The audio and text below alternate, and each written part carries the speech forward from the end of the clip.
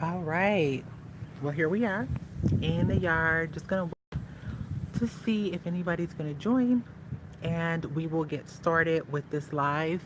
Now, I want you guys to know the reason why I'm doing it live this week mostly is because I thought my computer was broken. I went for the last 2 days, I was trying to get my computer to boot up and I could not get it to turn on. Today, of course, it finally decides to boot up and to turn on, and obviously it was too late at that point. So I'm doing a live today. I do think that I'm gonna like doing my gardening updates live, unless I'm doing a how-to, something like that. Um, and we will go ahead and get started, and you guys can catch up with this at your leisure. So I'm just going to give you guys, this is going to be sort of the base level set for my yard for 2019. Those of you who are friends of mine on Facebook, you've seen updates from my yard from previous years since I moved in. But this is kind of where we are now. So behind me here, that is my blueberries, and then my garlic. So with the garlic, I planted it last year, probably around November. And garlic will come up all throughout the winter, here in Georgia anyway. And then in the summer, when it turns yellow and falls over, I will pull the garlic bulbs and I will be able to dry them and use them for cooking. So in that same plot, I have blueberries. I like to put in things like onions and garlic in with my perennial bushes because they don't have to be dug down very far, and I don't have to worry about um, disturbing the soil too much when I do plant things like garlic and onions. In here, I also have some chives, which are right here, and you can see I cut some of those and used them on some chicken that I made a couple days ago. This These are my blackberries. I started with two blackberry plants. One was a blackberry plant that I actually bought from, I think I got it from Lowe's or Home Depot. And then another one was a blackberry plant that I got from a friend, and I rooted it up and planted it on the opposite side. And I'm now trying to get my blackberry patch to expand itself all the way along the fence so I can stop trying to train these blackberries to vine out profusely. I would really prefer to have multiple blackberry plants that I can just grow them up and then cut them, rather than having this sort of bramble that grows all over the place. Um, I'm back here. I have this is my new composter. I did do a video on my phone when I created the composter, and I'm going to have to edit that now that my computer is back up and running so that you guys can see. It's a very simple process, but I will do a full tutorial, DIY step by step on that. Basically, it's just a plastic garbage can that you take a drill bit and a drill, and you put holes all along the side of it. So there are holes all the way around, and then also holes in the top. The holes in the top I use for ventilation.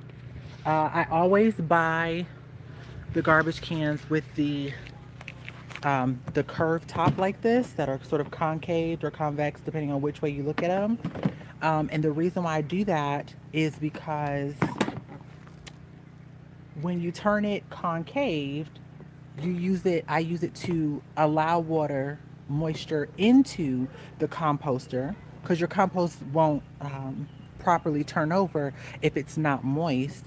And then if I've had too much rain here in Georgia, which we do get quite a bit of rain in the spring and summer, you can turn it so that way it's convex, and then the water just sheds off, and it allows you to control a little bit better how much moisture is in your composter and how moist your compost gets. Because again, your compost will go anaerobic, excuse me, if there is too much moisture. I'm going to put these things down really quick because I need to close my back door. And so these are the plots that I put in last year. I'm going to show you these ones. And so I have my pomegranate here. That's one of the two pomegranate that I have. And you can see that they're coming back into, budding out and getting some leaves on them. I do need to come in here and trim up and get some of these crisscrossing branches out of here on the pomegranates. There's some more blueberries down here. I have a bush here with a new shoot on it, another blueberry there. The two blueberries that I have here in the front, I think I let them sit too long before I got them in the ground, and I don't think that they ended up taking. I'm gonna leave them in for another year just to make sure that the roots are not, kind of doing something under there. Um, if not, I'll take them out at the end of the year. I also have my herbs in here. On this side, I have, this is a rosemary, and this is a what's called a prostrate, excuse me, prostrate rosemary, meaning that it has a more of a ground cover sort of establishment to it. I also have some oregano, and this is a plant that I absolutely love. It's lemon thyme. If you like the taste of lemon in your food, like chicken or pork, it's really good on that without having to use actual lemon. So anytime that I want to make some chicken and I maybe want to add a little bit of a lemon flavor, if I don't have lemons in the house, I can just come out here and grab some lemon thyme and get that same lemony sort of flavor. Now I have another bed that matches this one on the other side, and it's similar story. I have pomegranate here, rosemary. This is traditional thyme, so German thyme, and this is lavender, and then this is bee balm, which it is edible. I've never tried it.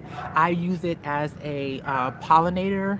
It brings in butterflies and bees in the summertime to your garden. So I have things like that and marigolds planted throughout the yard.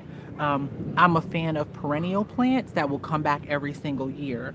So I planted this last year and it came back on its own this year. And that's kind of what I like. And then I have a couple of blueberries in here. Again, one of them doesn't have any growth on it, so I may need to take this one out, but I will wait until the end of the season before I make that final decision. This bed over here, this bed last year I grew sweet potatoes in it, and at the end of the season I found some raspberry plants at Home Depot that were on sale. They were on clearance. The raspberry plants were $3 each. Now these were raspberry plants that earlier in the season were $12 each, and they were on clearance for $3 a piece. And so I bought two raspberry plants, and they're two different types. And I just put them in here, and as the sweet potatoes were coming out, the raspberries were sending out runners, and those runners are now coming up. You can see them all over the bed. I dropped my phone.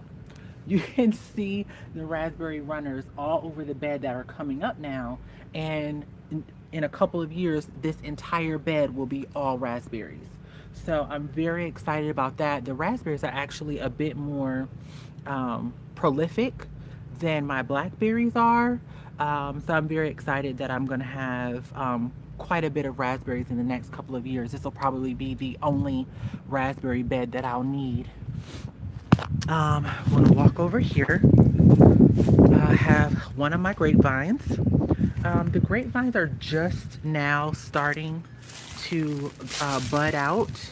I have a few buds, if you guys can see that.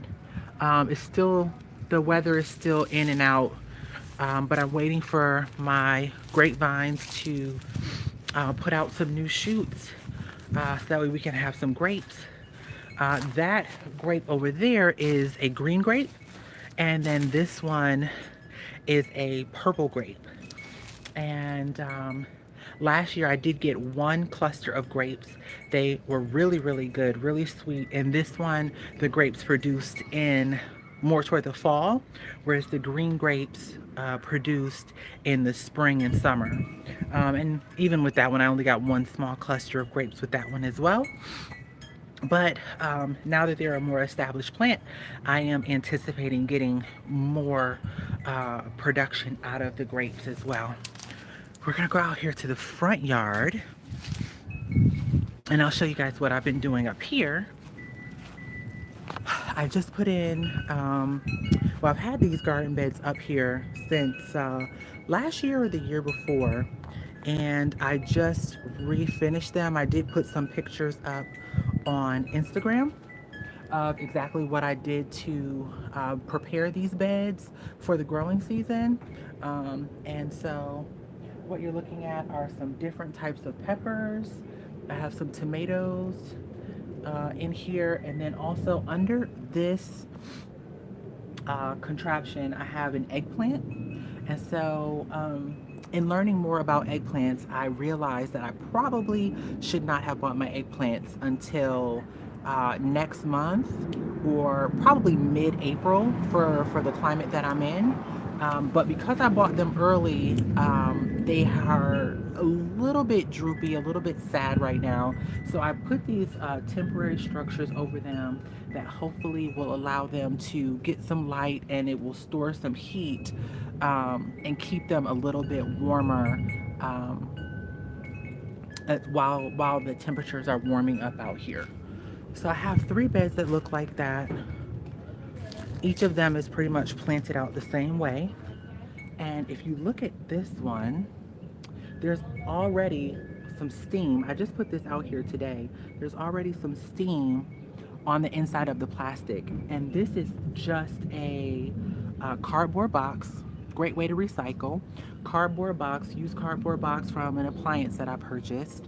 And I cut one face out and I cut a little bit of the area out of the top, wrapped it in cling, and then I place that over the plant. This is going to trap in humidity, it's going to trap in warmth, and it's going to allow the plant to hopefully perk back up. In the event that these eggplants don't make it, I will have to go out and purchase some more eggplants next month. My third eggplant over here is actually doing just fine without the added climate control. So I am really looking forward to getting some wonderful eggplants out of that one, out of that little guy, and looking very much forward to that. And then of course my pepper plants. I have probably 5 or 6 different varieties of peppers. And I think 6 different varieties of tomatoes. In addition, you guys, guess what I also got? I bought strawberries. So when I went to Home Depot the other day, they had herbs and vegetables, and well, they had the strawberries in with the vegetables, but they were 5 for $15 or 3 for $15. I think they were 5 for $15. At any rate, I bought 15 strawberry plants, and I bought all of my other plants that you saw in the beds down here. And so I planted my strawberries in my hanging baskets from last year. Now these hanging baskets last year had petunias in them, but this year, instead of flowers trailing down the basket, I'm going to actually have strawberries peeking out of the sides. And I'm so much looking forward to that because I love fresh strawberries. I love putting strawberries in my smoothies and things like that. But these strawberries that I grow myself will probably be for fresh eating. And then any strawberries that I use for smoothies, I usually get from the grocery store. So that is the update. I hope you guys enjoy whenever you do see this. And if you have any questions, feel free to leave me a comment. Also, don't forget to like and subscribe for more content and more updates like this. If you guys prefer the live updates from the garden, please let me know in the comments. I really want to make sure that you guys are getting a lot out of this. If you guys would prefer that I do more of a focused episode on one type of plant or on one aspect of gardening, planting, pruning, weeding, etc., let me know that in the comments as well. I can also mix it up. So I look forward to bringing you guys another video next week. Maybe from the garden, maybe from inside the house, but either way, something exciting for us to share. Have a great week, you guys. Remember, lead with love, and everything else will follow. Have a good one.